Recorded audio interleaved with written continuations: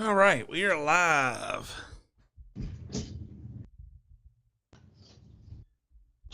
Got a lot of background noise going over there, Bloodaxe. I don't hear anything over here, but that didn't surprise me.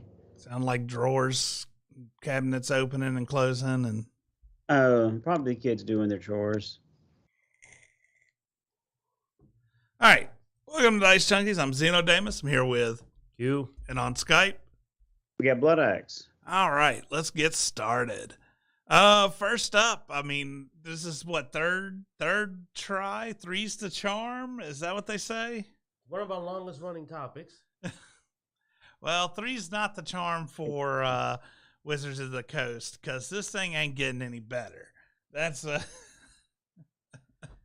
They can't keep the BS out of the OGL. Every time they redo it, they just have to keep leaving back doors, man. yeah.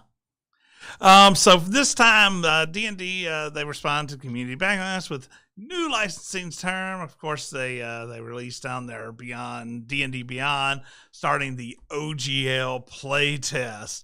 So now they're going at it in a new angle of let's see what you think of this one. Can you figure out what we're doing on this? Honestly, I mean, probably a lot of the things I see in this, I would not have seen if I hadn't already been burnt multiple times by the OGL. But you start looking at the words very Meticulously. thank you. And you try to read behind them, and from what I'm getting from this, yeah, this is not any better, man. As a matter of fact, it could be worse. So this time they're basically trying to. There's several things in here. Like one of the things we saw, and sadly I don't have them highlighted anymore. That was our boy Jarek had highlighted some of them, but like one of the things is if they fringe on your content, they are only they can only be charged a one-time money charge. So basically they're going to go, You can only pursue financial compensation. You can't cease and desist. mm-hmm. You can't make them stop doing it. Which is funny because they keep reserving their BS narrative entry of we're trying to keep our stuff inclusive and avoid bad. Yeah. So they can cancel your crap, but you can't stop them from taking yours. Yeah, and they did this is like so they say you control your content. Not really. Yeah, not really. The other one was the clause, and I think it was near the end where it's like if any of these clauses do not hold up in court, we have the right to just say screw the whole thing. Which in terms says screw your thing because now you don't have a license to release. They can basically pull the OG. If you can beat them in court for their nonsense, they literally can yank your OGL. Yeah. So if you manage to protect yourself from them legally, they can just go screw Yeah, you. here You it can't is. Put it out. Severability. If any part of this license is held to be unenforceable or invalid for any reason, Wizards may declare the whole and the entire license void, either as between it and the party, so they could just keep the license, but it's void That between the ruling, yeah. but between us, or its entirety, or it's in its entirety. So It screw screws everybody. Unless Wizards elects to do so, the balance of this license will be enforced as if that part, which is unenforceable or invalid, did not exist. So when they try to say that this is in a perpetuity, they're directly lying. Because it's not in perpetuity. They literally can at any point look at you and go, crap, you got us. It looks like we can't sit up there and steal your stuff legally. So screw you, you don't have OGL anymore. Or they can say, screw everybody. Nobody has OGL anymore since we can't take people's stuff. And basically just revoke. So this is a one-way deal. You're signing with them. They're promising you absolutely nothing. Just absolutely nothing.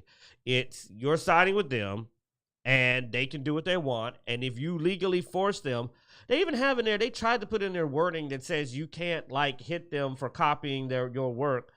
You can't use the similarities and all of that as evidence. I'm like, but that's how you prove someone stole your work. You pull your stuff and go, look, this is exactly my work. Here's another one of those wordings that just seems to screw the person. We may immediately terminate your license if you infringe on any of our intellectual property, or bring an action challenging the ownership of our. So if you challenge us on the ownership of our property, fuck you. Yeah, you can't defend yourself. This is going into a boxing match, and you're not even allowed not fight back. You're not even allowed to put your hands up. It's a one-sided beatdown. I mean, also the wording that's super loose that I don't like is the no hateful content or conduct, because there's no definition. It says harmful. Harmful. Define harmful.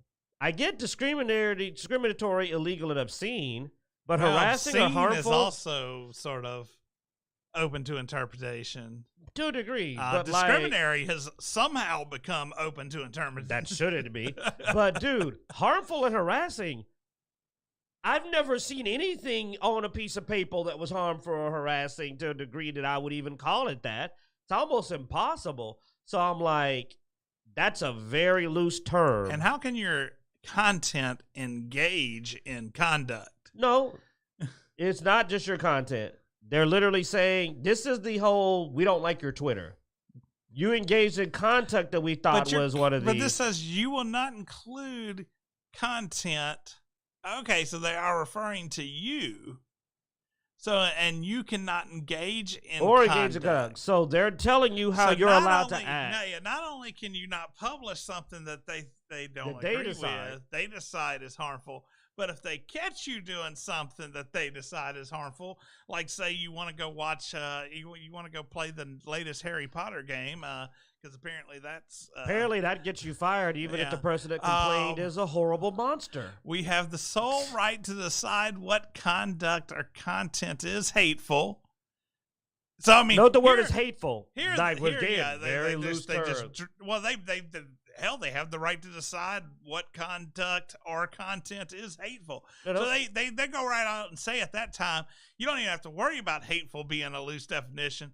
They're deciding. Hateful, and you're confident that you will not contest that determination via any suit or legal action. Yeah. They're telling you to sign away your right to contest their accusations of you, which is something I'm going to tell you never sign.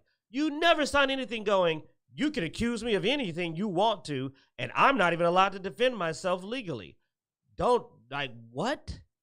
And worse, they said your actions. So they saying, no, we're not worried about if this has anything to do with our game. If we don't like you, we can cancel your business. And it's like, what's that got to do with me, though? Like, I'm doing a business transaction with you, but you don't like the fact that me and Bloodaxe stream, well, we're not because it ain't multiplayer, but we stream Hogwarts, and it's like, oh, that's a hateful action. How? We don't have to defend ourselves. And I'm like, yeah, that is so draconian that it's not draconian. It is way closer to that one word they like to throw out and accuse everybody of, from a certain World War II era, because that is the most trumped up, unfair, unreasonable thing, and to literally rob you of your right to legally defend yourself is crazy. Here's that other part I was talking about earlier. It says you acknowledge that we and our licenses as content creators ourselves might independently come up with content similar to something you create. If you have a claim that we breached this provision, or that one of our licenses did in connection with content that licensed from us, as such claim will be brought only as a lawsuit for breach of contract and only for money damages. You expressly agree that money damages are an adequate remedy for such a breach, and that you will not seek or be entitled to injunctive relief. In any such lawsuit, you must show we knowingly and intentionally copied your license work, access and substantial similarity will not be enough to prove a breach. You have to prove that we knowing and intentionally copy, which means we have to confess we stole your product, or you are not allowed to claim that's a breach. And since the only thing you can sue for is breach, this means if you sign this, they can walk into your house, write down everything you wrote down on the sheet of paper, word for word, and then all they got to do in court is go, we didn't know it was his. That's it. So, I mean, insanity. They can't walk in my house. Well, not to get back out. Ooh, castle doctrine. Dirty South, baby. That's why you need to move to the South. We got some trespassing laws up in here. But anyway, my point is that they can copy your material so horrendously that it's blatantly obvious. You can't even use that in court. You have to have a literal message where someone like videotapes you a video going, I took your book. You know, I don't know how long the video's been going. We'll curse later. I already screwed that earlier. Man, I curse so much I didn't even catch you cursing. It's like it's part of our language. It's our vocabulary. So there's these horrible things where they can decide they don't like your behavior. You as a person. They can decide they don't like you and cancel it. You can't sue them for directly copying your work unless they literally say, and if you do, you may only get a monetary compensation, and that has to be enough. After that, you can't stop them. You cannot cease and desist. You can only go, here's some money, shut up. And that's it. Who would sign that?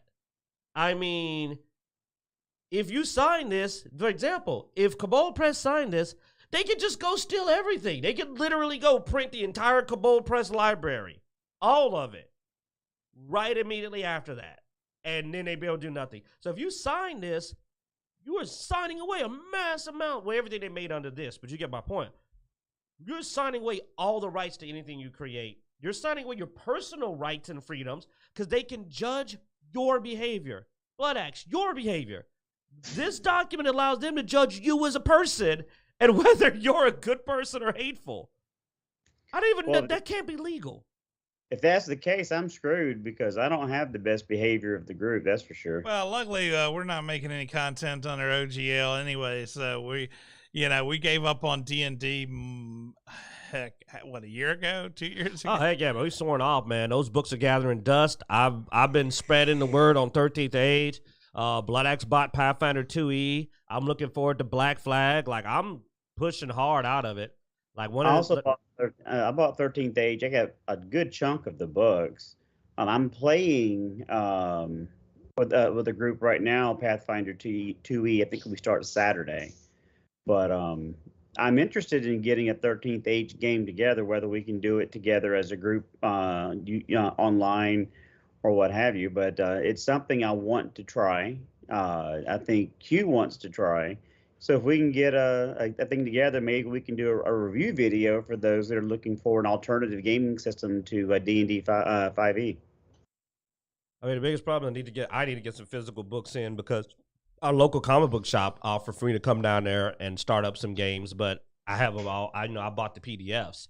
And I bought them. I put the money down. I've got them officially. But the whole collection, except for that last book, that Galarian. By the way, that's RuneQuest. I think it's RuneQuest. I did not know that. Yeah, that book, Galarian book, Galadriel, whatever. It's not Galarian because that's the other one, but the book we have is actually the RuneQuest setting, but for 13th Age. I haven't played that in years, way long time. But I mean, I'm gonna push it because they're no longer someone that you can. This OGL is so dangerous because to me, even before you get down to the legalese. They screwed you over at the beginning where they said they can judge your behavior, you engage in, and decide you're hateful and that you've given up the right to go, I didn't do anything wrong, which you never do. Like, that's why, like I said, that is just insane. This is a social contract. You know what I'm saying? It doesn't matter if you're wrong or right. It matters how they think you are. Yeah, but no, they say that. We have full judge you, and I'm like, yeah. Why would, and that's funny because people don't like being judged, especially the people that they're even trying to protect. Nobody likes being judged. Like having somebody be able to judge you and say that you suck, you know, basically, and then like, oh no, you can't put out products, you're a terrible person, is a weird thing to even ask of someone. And what's worse is that with no definitions, how do you stay within the rules? What's hateful? You need to at least have a guideline. If they had a list of guidelines of the behavior you can't do beyond this, we just decided you're hateful, then that'd be different. But with no rules, you're signing on for any trumped up BS somebody wants to throw on you. Here's the thing: even if you don't think that those hateful clauses would affect your Wizard of the Coast is a company. It can change hands. You never know who the person who's going to be behind this license is either. What's described as hateful varies, even if you think that, well, it's in my favor right now, does not mean it will always be in your favor. Also, we don't know who makes that decision. Well, yeah. Could the janitor decide he didn't like something? On Twitter, he said that I didn't have a good review of this. Well, he didn't like my opinion. That's the problem in general with stuff that's undefined and is too broad like that. I mean, you either need to super define something or just be overly relaxed in the whole thing, you know. But you can't have this kind of judgmental type wording, you know, without definition. And, you know, now if you want to go, these are things we have determined to not want, because also, how am I supposed to know what you guys will find hateful? You know, I mean, how am I supposed to know? Yeah. Like, I have no guideline in what I need to work, you know, no bounds to work within. I literally have a particular circle I run with that is 90% diverse, alternative. Mm-hmm. I mean, all of them. I am like the straight guy. And I asked them, and it changes. They even said, I actually asked him, hey, what's about this? And he said, what? The guy didn't even know. I was talking to a literal furry bisexual. I asked him about something being offensive, and he said he hadn't even heard about that yet. He apparently wasn't up on it. So it's like, and I'm bringing it up just to say, the rules are so in flux themselves. Because I told him there was certain thing they kept saying I found offensive. I said, you know, when I was coming up, that word was considered really inappropriate. He goes, oh, no, we use that all the time ourselves. I'm like, I don't understand, man. That was considered really offensive to say to somebody of your persuasion when I was growing up. And that just shows how the rules are constantly swinging. Yeah. Because they kept calling it, I'm not going to say the word, but it's starts with a T and rhymes with like slink. And they kept calling dudes' pictures that. And I was just like, wow, you know, that's such an extreme word to me. Yeah. And they cast it around casually. So what's offensive? Yeah. All right. I think that's my son. All right. I think we're good on that one. Let's move on to the next topic. So next up we have From Software will host an hour-long Armored Core 6 showcase next month. This is something that Bloodaxe had pointed out to me, and I've not really played with Armored Core, but I know Bloodaxe has played it and Q has played it, and they were telling me about the customization levels that it has. And so I'm really hoping to see Armored Core 6 have that customization level with the mechs and stuff like that. So I'm looking forward to this hour-long showcase just so that we can see if it has that level of customizability. And it's, you know, because otherwise if it doesn't, then I'm not worried about this game. It can get wiped off my radar as far as I'm concerned. But if it has a high level of customizability on the mechs, I love the customized stuff. So, you know me, I'm a big idiot for builds, man. I'm a sucker for it. Yeah. I love a build, and I love grinding and like getting those parts and upgrading your mech. That'll be for me. I'll probably spend so much time tweaking the mech. I mean, really. Yeah, every Armored Core game I ever played had customizations and ability to tweak your mech one way or the other. I've never played one that didn't allow that. I would be shocked if they did. because while Q went with the faster, swifter maneuverability mechs, I went with basically the gunships that came in with heavy weaponry but was slow as molasses. And I had to learn to change that technique because in some cases you've got to be able to dodge. There's no way to beat certain things without being able to dodge. So I would expect the customization features to continue the way it traditionally has with Armored Core. Cool. Yeah, well, we'll find out soon. Like I said, this is, let's see, when is this posted? It's supposed to, February. They said when, like down to the day. Yeah, I thought they did. Now I've lost it, though. I think it was like the 13th. It was in the teens. Now I'm like, darn. But I mean, I'm looking forward to it because an hour long should definitely have a lot of gameplay. I'm sure they're not going to give us an hour long of friggin' cutscenes. So I'm pretty excited. Well, it's next month, so we'll find out next month. And it should be multiplayer, right? Did we check on that? They said they were not focusing on multiplayer as much this time. They think they lost the direction there. I think they had said in the previous. Well, I wonder if they say multiplayer. Okay, well maybe I should say co-op. I hope it'll be co-op because they did like a multiplayer. They did get into kind of heavy multiplayer, but that was more of the arenas and kind of all of that. Which I'm not interested in at all. Like, I'm that guy on Elden Ring who does no PvP. So it's like, I don't want PvP. I don't care for it. I don't care if it's in there either.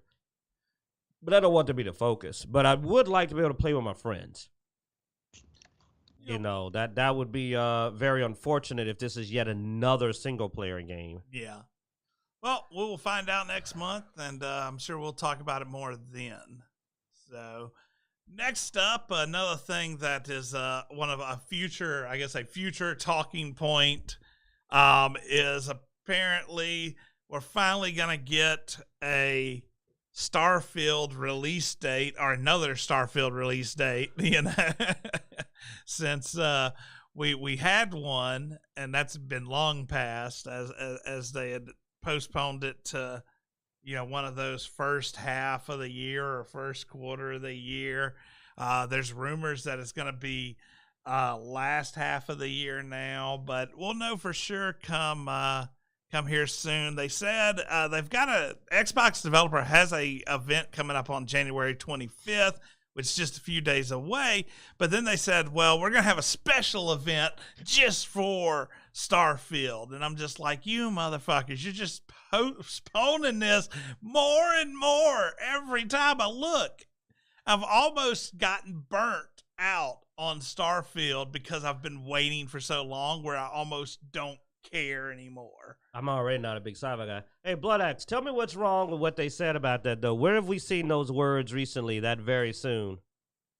Oh, yeah, the whole Dark Tide fiasco. That still isn't out? So that triggered me, because last time they told me a game was coming out very soon, it didn't come out. It still hasn't come out, and there's no update. So very soon is not an okay term for me.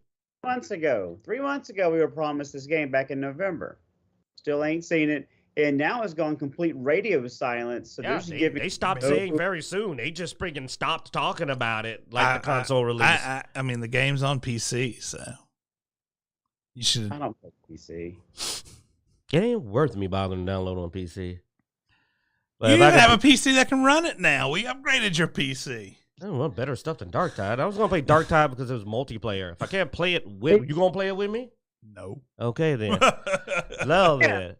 He wants to play it with friends, and I'm not going to play it on PC. I've got a Mac, but I don't want to play games on that thing. But yeah, no, it's not something that, he would want to play, I don't think, my solo. It's just like that new game we were playing, Monster Hunter Rise. I'll play it with you guys, but it's not something I'm going to play by myself. So it's going to make it hard to level up your village. Yeah. It depends on how interested you guys are truly in to continue to play at higher levels. Then yeah, I'll level it up on solo. But I don't know what your guys' interest is, and I don't even know if that's going to be a topic for today, Monster Hunter. But I mean, we can talk about it some now if you want. I mean, this was just a short topic.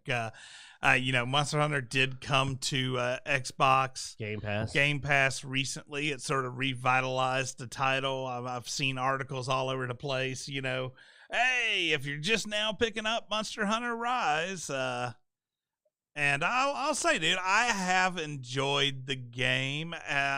With the lack of anything else to do, because all of our games keep getting pushed back more and more. It's been fun. I've played it for about, I think, 10, 12 hours now. So reminds me a bit like when I started playing of Elden Ring, because those monsters are no joke, so I kind of had fun getting there. Though honestly, I think the combat's better. The story is not the same as Elden Ring, but combat-wise, I've been using a long sword, man, and I've been enjoying it. I will say I actually have enjoyed changing out weapons to the point where I will probably change out weapons again here after a little while, and we'll slowly start going through the weapons. I enjoy finding out the new, feel. I actually want to try out the bow. I want to see how long range does. Ain't that long. They have a lot of different ammo types and abilities in there too, which it looks like there could be some pretty good builds there. But you know me and my love of Soul Calibur, I went with the big ass great sword, and even some of the fighting moves are Siegfried. So yeah, even though I'm slow and clunky, but it's still something I would rather play and have fun with.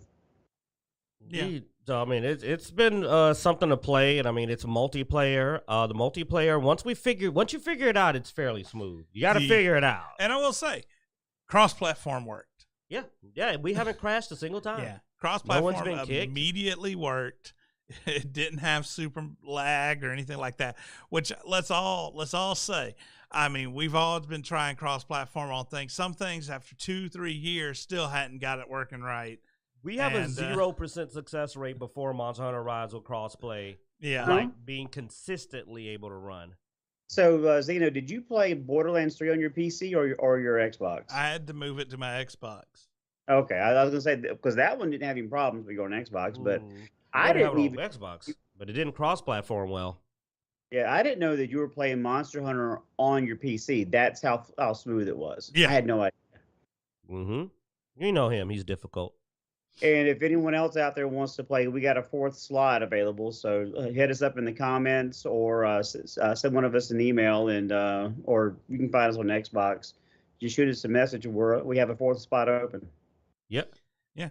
Like I said, I've been enjoying it. I played around. I actually leveled up my village some last night and got it up to, I think, a 3-star. So I've been having fun with it. It's something to do until the next thing comes out, which I have no idea when that is. Well, excuse me, Wolong. No? You gonna play that with us? Wolong's coming out. Oh, that's the one of the Chinese style. Is it really multiplayer? That's the thing. I do not know how the multiplayer is gonna play. Yeah, but I think it's March 3rd is when that one comes out.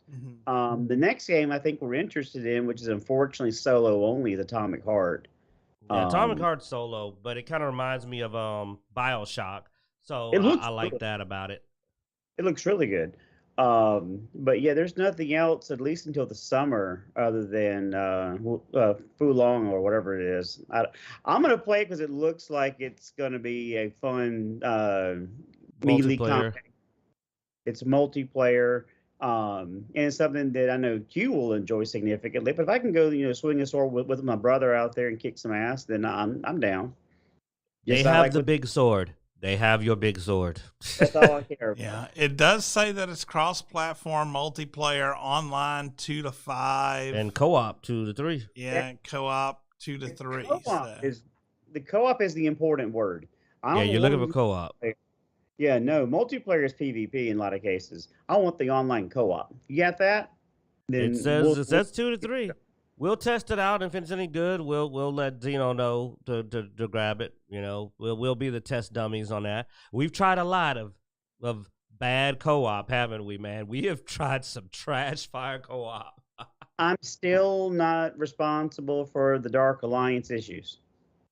Well, no, I wasn't talking about that. I was talking about that weird vampire game we tried to play that had the worst co-op we ever seen. Yeah. You couldn't save Oh. when you were under co-op or heal. And nothing I did came over. Yeah, that was Code Vein. so It was. stupid. Atomic Yeah. Heart's a single player. Oh no, we know. It was the next one. Yeah. That's what you're saying. But it looks like Bioshock. It looks like it's gonna have a very Yeah. Bioshock feel. So it's something that we'll probably play solo individually. I'm gonna play it, and I know Zeno was looking at it. He likes Bioshock, like me.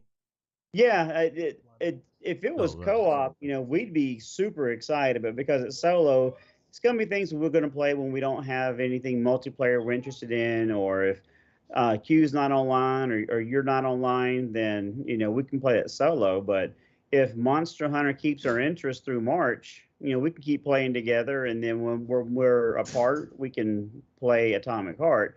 But it looks like Bioshock, and I really miss Bioshock, because even though I got the newer editions that were updated, it still was dated. And I want something more modern, something more fluid, something that's going to keep me interested, other than just chasing down enemies and trying to shoot them with my atom ability. So, Monkey wrench, man. You get the pipe wrench. I ran around in Bioshock 1 with the pipe wrench, rebuilt, and ran around with the drill in Bioshock 2. Wasn't really a melee build for Bioshock 3. Yes, I played all of them. I literally played all of them. Infinite I'm not interested in, but I have the Bioshock 1, and actually I have all 3, but I've only downloaded 1 and 2. I've played 1, 2, and 3. I beat 1 and 2. I did not finish 3. I did not really care for 3. 3 did not feel like Bioshock at all. It felt like something else. It did. But hey. Anyways, next up we have a fun topic that we picked this just to see Bloodaxe go off. So James Gunn responds to backlash of casting Marvel actors in his DC movies.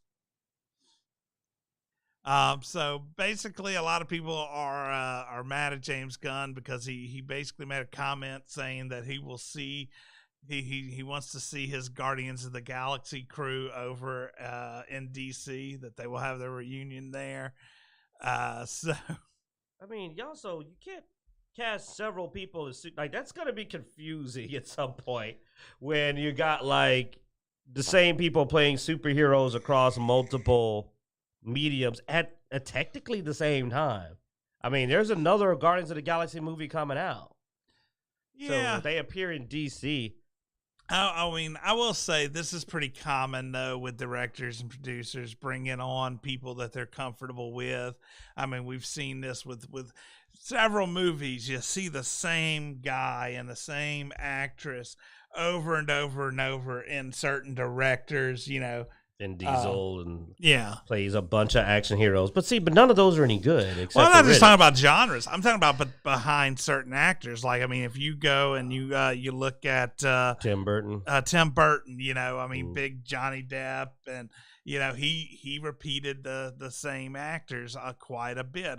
Quentin Tarantino, he grabs those same people over and over again. And James Gunn, I mean, I mean, I'm not surprised. Well, I mean, I don't think there's anything wrong with bringing actors that are comfortable working with you and you get the best performances out of them. I just think he's a creep, and I'm not getting into the specifics about why I think he's a creep, but I wouldn't want to work for him. But if he has his team and they can make good content, good art, then good for him. And some of it I will consume. I will watch Guardians 3 just because it's one of my favorite series in the MCU. But the guy is just, in my opinion, never mind. I'm not going to get into it. You guys have my feelings on the issue. So Yeah. And thank you for bringing up such a shitty subject. You're welcome. I also have some beef with him. Now, mine is over the Henry Cavill thing. I dislike the fact that he didn't want to work with Henry Cavill. Yeah. I don't think he's going to easily be able to replace him. I feel, because here's the thing. When we went from Christopher Reeves to Henry Cavill, because even though we did look it up, nobody remembers Superman Returns. I'm the only one. He didn't remember it until I brought it up. He had to look it up and was like, I remembered it. I just didn't remember who it was. That was there you go.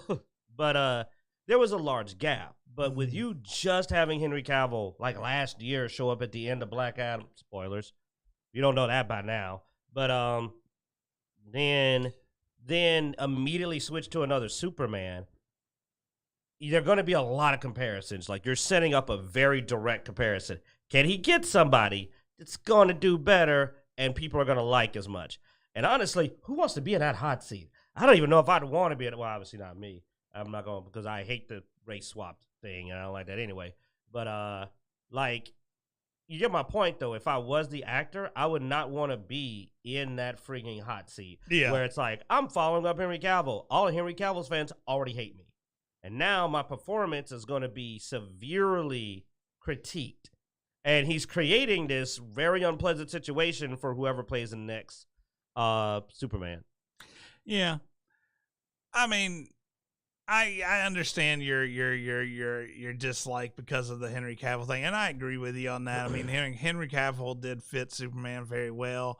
And but I mean, DC has such a bad history anyway of replacing characters and just getting off of one character and then recasting them and throwing more stuff out there, not giving any kind of breathing room. I mean, Warner Brothers has a used and abused DC, Batman and all that. And Joker, so Batman and much. Joker have been flipped around so many times. So I mean, I'm not surprised that they're not even gonna wait to just but you start can't up replace again, Flash, you though. know? But you can't replace Flash. Well, supposedly they're trying to use Flashpoint as a way to sort of Gotta not keep erase everything. They've got guess. the perfect I don't actor. know. They can't get rid of him. I don't know. Oh, sorry, them. I guess I don't even know how that works. Whatever. But I'm no. not getting into that. But We've talked about that, and Yeah. I think we're done. No. My point No. being is, I don't have a I don't get the backlash. My point was about this article where I don't get the backlash for taking characters from one studio to the next along with the director, because that is common. You don't get it? It's because it's not about that. It's about Henry Cavill. They even mentioned it in that article. It's the Henry Cavill thing, and what Bloodaxe is upset about. When they get it, when you have that going on, anything you do will come under an unfair amount of criticism. Because no, that's not a big deal. Yeah. But because he said, I don't want to work with Henry Cavill, I want to do a younger Superman story, which means it's not going to be a part of this universe again, because it's younger than these guys. And then you have supposed controversy. People look for anything to hate on you. I mean, we talked about the Velma show, that the writer, that lady, I forget her name, she's been coming under fire for other stuff she said that even I've admitted. Yeah. But once they get mad at you, nothing you say is going to be put in a good light. So James Gunn's under fire because people don't like what he's going to do right now. He could have said, hey, guys, I had friggin' fried eggs for breakfast. And I might be like, everyone knows scrambled's the only way. You know, like, that's just, you know what I mean? So, no, I can't talk about this because who cares? If he can lure him over, I mean, Marvel sucks. They need a good place to go. I mean, I'll give you this. I'd rather do a DC movie than a Marvel movie at this point. At least in a DC movie, I might not be abused to death for being... Sadly, Marvel movies are still making more money than DC. I think it's dwindling and it's going away. And it's going away because DC keeps making bad decisions, you know, like the National Treasure. Well, that was Disney. Oh, wait a minute. Disney, yeah. Marvel, Disney, you're right. National Treasure. We didn't even know this was out. Did you know the show was out, Bloodaxe? Well, with a 37% Rotten Tomatoes score, and that's not just from fans. That's from the critics, and a 40% from fans. Yeah, and IMDb a 5.2. Oh, go ahead, Bloodaxe. Was Nicolas Cage even in it? No, of course not. They replaced him with a woman. They replaced all the characters. Well, actually replaced all the women with women. Yeah. Like, go back to that screenshot. I think there was no dude. No, go back. Jump back to the last page. I don't think there was a guy, like, showed from the cast. Wait, did you have one that had a picture of them all lined up? Because you had one where there's a picture of them all lined up, and there are no guys. Here's the cast. So you have some. Well, the picture they showed for the show had 100%. You know, female cast is the way they're pushing it. Well, I mean, if you look at IMDb tends there to show the people. That shot right there I don't know if we can span it. That shot looks like it was all women last time I checked it, which again isn't a bad thing. But if you're gonna do it, write a good story. But I mean, we can see the cast by screen time usually is how they tend to. So I might check it out, but the thing about National Treasure 1 and 2 is the chemistry between the three actors, and then you have John Voight, who was awesome as well. But recreating that with another group, I don't know if I'll be interested in that. We'll have to see how they work out, but it's something that might. Sorry, when I first looked at it, I thought it was all chicks. For once, I had to say, I apologize to the men for me not realizing they were men. Though, I mean, it's clear who the stars of the show are. Yes. And again, I'm not even saying that's why it's bad, because that's the bad news. What I hate more than anything is that they're creating this situation where they make it look like women can't do these roles because they keep writing them so badly. yeah. It's like I said, when they decide to give a role to a black person over a white person, they change, race swap the character, then they do terrible writing. I'm like, you're not doing us any favors. You make it look like we can't act. Or they turn the black person into a stereotypical, you know, the basically the racist views of a black person. Yeah. And then you're just like, and they're like, look, we're not being racist. We put a black person in here. Like they sit up there and they do Resident Evil, and they make the main character, the young black female, so unlikable. And I'm like, are you trying to make people not like black women? Like, why are you making her so hateful? And they do that over and over. They make them arrogant and smug and unlikable. And I'm like, it's almost like what they were claiming with Velma, where they claiming like they think it was a subversion. It feels like a subversion of feminism. Like they're trying to make these women look bad by writing terrible shows, putting all women in a role, so that people blame the women instead of the writing. It's because they quit, and because you hear this all the time. You hear, we have a all-females writers' room. We have and it's like, we don't care. Do you have good writers? They're all female. Are they good writers who are female? Look, or say that after the show works. Like, why don't you put the show out, and if it's good, you go, guess what, But guys? when you're so concerned about the sex or the race of your crew or staff or whatever, and you're not focused on the quality of your staff, you're never going to have a good show. You're never. I'm just saying, man, why don't you put the show out and see if it succeeds before you do that? Because it makes them look really bad when you go, we have an all-diverse writing room. We made the lowest rated show. And it is like a low-rated show. You're just like, are you sure you should keep putting your... Because honestly, if I were a bigoted person who didn't know better, because I know what it is. It's bad writing. It's bad ideas. If I was a bigoted or a short, very simple-minded person, I would just start assuming that people of an alternative identity and sexuality, or women in general, can't write, because that's what the scores and everything is showing. But I know that's not true. Some of our best IPs have come from women, have come from people who, that's just not true. But they're not, like you said, the people that grab it have no history. They have failure after failure on their record. They're not picking the good female writers, the good female actors. They're not picking the good gay writers or gay actors. They're picking the worst. Where's Ian McKellen? Put him in some more stuff. He's freaking amazing. He's one of my favorite actors. They're not putting him in. They go grab some weird dude off a show with a weird face. It gets on there and acts weird. And you're just like, he's not doing any favors, man.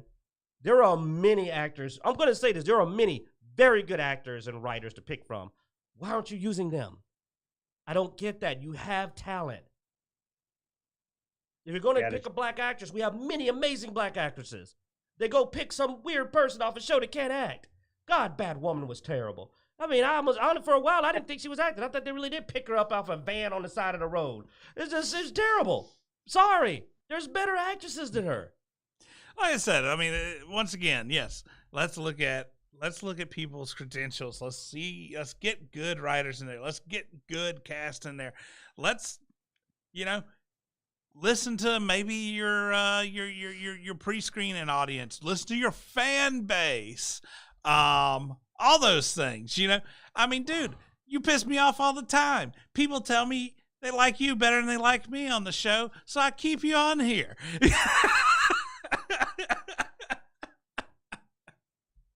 I applaud you people and your terrible taste. All right. Don't worry, my tastes are bad too. But I mean, yeah, I mean, we rub each other the wrong way. But the thing is that if I've had people come to me with an idea. We've had people offer us jobs that would be bad for Dicejunkies, and we've been like, that's not something we should do. That's not what we do. I've had people ask me, man, you should play more kids games. No, we're not kid friendly. That's not really my audience. You got to be able to look at something and go, this is not the way I want to be represented. And there's just no dignity. I think that's the biggest problem. Where's the our integrity? You're not going to be able to cast Denzel Washington as some ridiculously, terribly written character easily. He's going to look at this and go like, you want me to do what? No, I'm not doing that. This is terrible. And because he doesn't want to represent himself because he's a well-known black male actor. He represents black actors out there, men, because he's one of our best. He's one of our best we have. So he can't go out and do a clown show. So why don't you respect your community by looking at it and going, this is the worst dialogue I've ever seen. No one ever would say this. And that's all I'm saying, because you got to protect yourselves, because Hollywood's not going to do it for you. They're making you look incompetent. Look at this. Terrible. They decided to replace Nicolas Cage. They advertised it as, we're going to cast all women, and the show's bombing. It makes it look like women can't do this. And I'm thinking, no, I know there's some women, man. We got some great female action stars, great female actors. But I don't know who the heck Lisette Olivia is. Never seen her before. I don't know her. And I don't know no Zuri Reed either. Not saying they don't have a history. I'm just saying they clearly haven't been doing action movies, because I watch action movies. I don't know these people. Well, yeah, I can see why you don't know who she is. There you go. Why would you replace the Nicolas Cage with somebody with a handful of freaking movies under their belt? Handful of shows of which I know none of them. That doesn't seem like you get what I'm saying, Bloodaxe? Like, why are they picking these no names? I'm not trying to be mean, because I mean, yeah. Because here's the thing. If you want to have a breakout role for somebody, don't put them up against Nicolas Cage. It's not a good start. Don't. Well, ahead, I ain't got in my experience, Disney likes to either take unknown actors and put them into properties, or they want to take retreads who've kind of, fallen out of favor, like they did with Robert Downey Jr. So they're trying to strike lightning in a bottle, so to speak, but more of their stuff falls flat than it does expand the property. Just like with Star Wars, great great special effects and stuff, but Daisy Ridley did not catch my attention. She may be a wonderful actress, but in those films and the way it was written, I don't root for her the way I did for Carrie Fisher or Harrison Ford or Billy D. Williams, because those actors caught my attention and they drove the story to make it something that I personally care about. Yeah. But with some of these new properties, they're casting people that we don't know, so we don't already have a vested interest in that person, or they're taking a property that we're familiar with and they're taking a dump on it. And they've done that so much to the point to where I don't trust Disney, and I haven't trusted Disney for over a year now. It's gotten to the point where I'm fed up with all the things they're doing. Phase 5 is a complete trash fire. The first 4 phases of Marvel, beautifully planned out. If DC could figure out that kind of planning, they would be successful. But no, it's this director does this thing over here, and this director does this thing over there, and they're not communicating or talking to weave threads into common properties. I wouldn't say the first 4, maybe the first 3 phases. Fourth phase was a little rough too. Well, it was a culmination, but they threw in some trash into there as well with what's her name, Captain Marvel, Brie Larson. I think you're getting your phases mixed up too, because phase 4 is the one that just this is phase 4 that we're finishing up here with the Wakanda movie. We're in phase 5. I mean, yeah, that's the new phase, but Wakanda ended the Wakanda Forever ended Phase 4, if I'm right. We're I thought starting Phase 5. I thought Spider-Man Far From Home was the end of Phase 4. 2003 is starting Phase 5, I think. Mm-hmm. Anyway, I get what you're saying. 1 through 3. I mean, but like, here's an example. You said you're going to watch it. I throw this out there. I love Sigourney Weaver. If I heard Sigourney Weaver was going to be the one to take the role up, I would have been interested in watching it. do you know who would be perfect for it though? Who? Angelina Jolie. Angelina Jolie. That's all the one I was thinking. I promise I was. I was thinking, or Angelina Jolie. She was great in Tomb Raider. Very believable, sassy. Did a lot of good action sequences. Great action movie actress. Star power, screen appeal. I mean, the only thing is, if you do National Treasure with Angelina Jolie, you pretty much have Tomb Raider. You might as well just do another Tomb Raider. I actually would prefer to see her in a more dramatic story like National Treasure has than the more action than that. I think she could do the drama because this is National Treasure is a mystery drama more than anything. Yeah, but it's still basically Tomb Raider. No, because Tomb Raider's more action versus National Treasure has some action elements, but there's also a lot of intellect and figuring out puzzles and stuff, and it would kind of be something a little bit different than what she's done. Who's the actress that played Hogarth in I know you're talking about. I like her. I wouldn't mind seeing her. She plays a very good dramatic character. She also was in The Matrix. Yeah. She also played The Matrix. She does drama good. She would be a very, very good character. And again, star power, appeal. People like her. You know, I mean, if you're gonna do a breakout role, you shouldn't use a known IP. You should do a new role so they have their own identity. Because this is National Treasure. It's an existing IP. And you're trying to switch it around. Breakout roles usually happen when somebody plays a new role and they make something big and they bring this whole franchise into the mainstream. When they get that lightning in a bottle, though, they go and fire the person. So, I mean, I think Disney just doesn't want to pay Oh yeah, no, really. I mean, she could have been so much more stuff. She really was popular. Everybody loved her on the screen. Yeah, you're right. You know what it is, though? I think they don't want to pay anybody. I think they just don't want to pay anybody. They grab people that work dirt cheap. They're budgeting. You do know that because this was done, I think, in the Chapek area, and you know he's known for cutting corners. So maybe he got these people because, from what I'm looking at, I doubt they were expensive.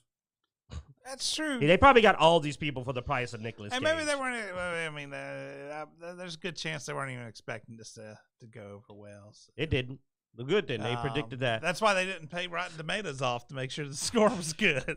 I didn't even see them advertise it. I didn't know it was out. I have not seen a review on this. I have not seen anything on YouTube. Like, I was shocked. I'm sitting up here and I was just like, did you know National Treasure was out? And he's like, what? And I was like, yeah. And it's a series. Like, I thought it was going to be a movie. Like, we didn't even know what it was. Oh, it's a series. Oh, wow. I knew it was in development, but I didn't know that it was out already because I quit paying attention to Disney Plus. It's still being released. Like, it's like mid-season or something. It's on the 7 episodes in, though. Yeah. Which is enough to get a decent review. I mean, if you've seen 7 episodes of a season, you can give a pretty good opinion if you're thinking it's good. I don't know if I'm going to commit to watching a whole series. I'll watch maybe 1 or 2. I was curious when you said you might watch it. I was like, does he know? No, Bloodaxe did not know. But I'll watch an episode or 2 just to kind of stick the toe in the water to see if it's worth a damn. But my expectations are low, so it might be actually better than my expectations. We'll see. Yeah, I'll check it out after All I finish. Well, I think we're gonna wrap up there, guys. Thanks for watching. Be sure to check out Dicejunkies.com where you can find links everywhere we are online, Twitter, Twitch, Instagram, Facebook, all that good stuff. Be sure to like, subscribe, and hit that notification bell on YouTube so you get the notification whenever we're going live and whenever we post new content. And as every week, we hope you enjoy.